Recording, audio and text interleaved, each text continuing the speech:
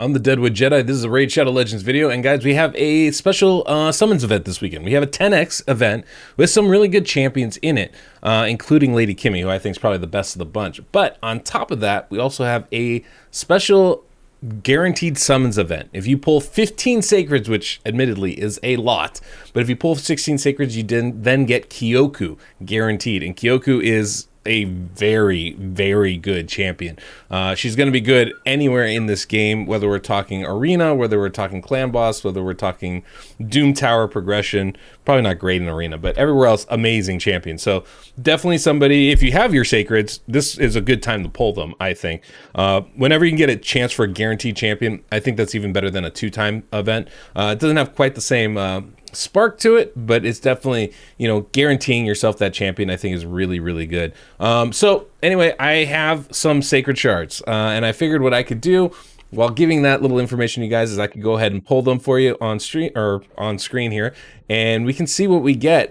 So I'm kind of excited about this. I haven't really had a good shard pull in a while, so I'm hopeful that we'll get some fun stuff here. So you guys want to bear with me? We're going to pull some shards, see what we can't get. And, you know, usually when I do these things on YouTube, chances are it gives you a good reason not to do it. But we'll see how this one goes. It might be amazing. It might be terrible. I don't know. So let's pull some shards. And we'll start off here with that first one. I'm still looking for a Duchess, by the way. It's still #1 on my list of champions to get. And a Farrakhan the Fat, who I don't have. Magnar's amazing, though. He's one of the best nuke champions in this game. I'll do this A2 that turns into a double hit, basically, if you don't stun people. So don't build him with accuracy. And he's an amazing, amazing champion. But yeah, I need a Farrakhan the Fat. I need a Duchess. Outside of that, I have pretty much everything that's out there, so I'm not really in need of anything. But a Kyoku would be amazing, so this is why I'm pulling for this on my account, because I don't have one. And so I thought it'd be pretty stellar to get one right now. But we'll see how this goes. It's a 10x event, so it's not like you have double the chance of pulling anything. That's definitely not what's happening here. You know, if you want that, you're going to want to wait for a 2x event, which should, I believe, be next weekend. But the 10x is still pretty fun. You know, it's the problem with the 10x events is, of course, the ratios are really low, right? The chances of getting something that you want are pretty bad. These are all not good champions. I'm not really excited about any of these guys I've pulled so far. Outside of Magnar, Claude's not bad, and the Bear's not good, though. Some decent faction war champions, I guess you'd say. But yeah, really what you want is to either pull for this if you have 15. Otherwise, I highly recommend just wait till next week when we have a 2x event. I think that's what you want to do. In fact, one of the things I've been debating about is whether I should even do these kind of shard videos, because 2x events, 10x events, they're good, but we have a bunch of these guaranteed champion events these days. And boy, I feel like that is the best time to be pulling shards. And it seems kind of a waste to pull at any other time, right? Man, we are not getting good champions at all. And so I kind of, you know, wonder if maybe instead of, you know, these kind of pull sessions here, maybe it's better just to wait for those guaranteed shard events like this one, like with Kyoku, because then you don't have to worry about that RNG factor. You just get it. Of course, pulling shards is kind of fun, right? The RNG definitely makes it an enjoyable experience. So there's some pros and cons to being able to do it different ways. Wow, just horrible, horrible champions. But we're almost there. I think we need to pull 3 more shards, and then we'll get Kyoku.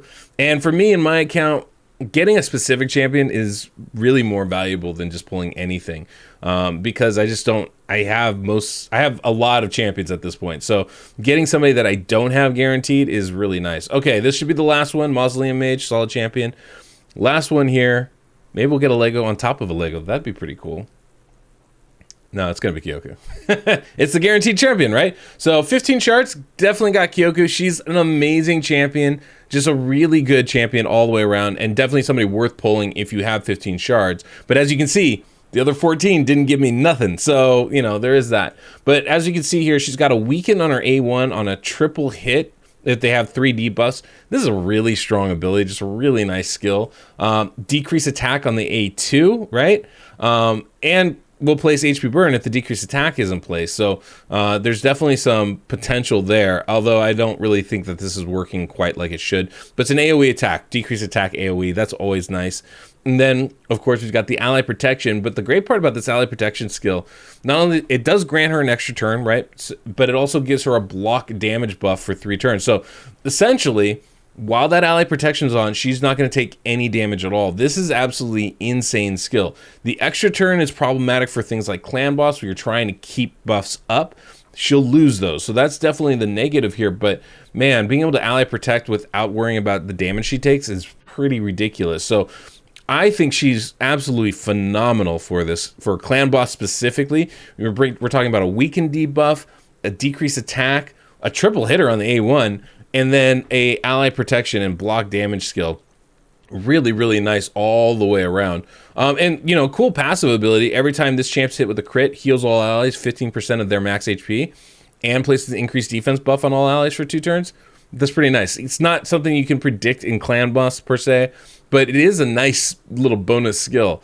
She does take a fair amount of books. Nothing crazy, right? What is that? 4, 8, 9, 10, 11 books. So it's not crazy amount. But I mean, she's really good. The one thing I would want are these cooldowns, right? Especially on this A3. That's really the big one. I would want the buff chance on the A2, so it's a 100% chance to land that decreased attack. I think those are the 2 big ones. Obviously, you know, the A1 is going to help increasing that chance of weaken the land from 40 to 50% is definitely a good thing as well. But she can be absolutely insane for your clan boss teams, which is really one of the reasons why I wanted to get her. But she's going to be really good all the way around. A super carry for this game, especially going in things like Doom Tower. And honestly, I'm really excited to try her out in Hydra. I think she'll be amazing. That AoE decreased attack is great. The weaken solid. That ability to proc, that passive ability, I think on Hydra is going to be especially good with all the different affinity heads. There's a lot more chances of her getting crit. Yeah, it's a really good champion all the way around. So there you go. You can see it's good to know that, hey, I'm going to get this champion, right?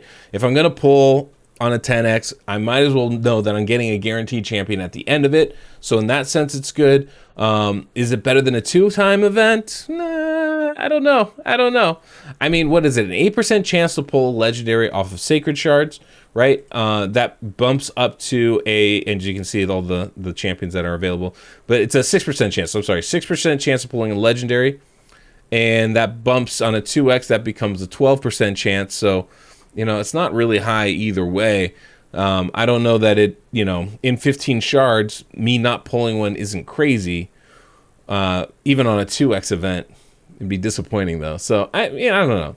It's a gamble for you guys. See if you want to do that. If you have the patience to save your shards, I think saving them for these types of events is the way to go. But that's all we got. I just wanted to share that with you guys. I'm on vacation all week, so I won't be seeing you much. But when I see you, till next we meet, I'm the Deadwood Jedi.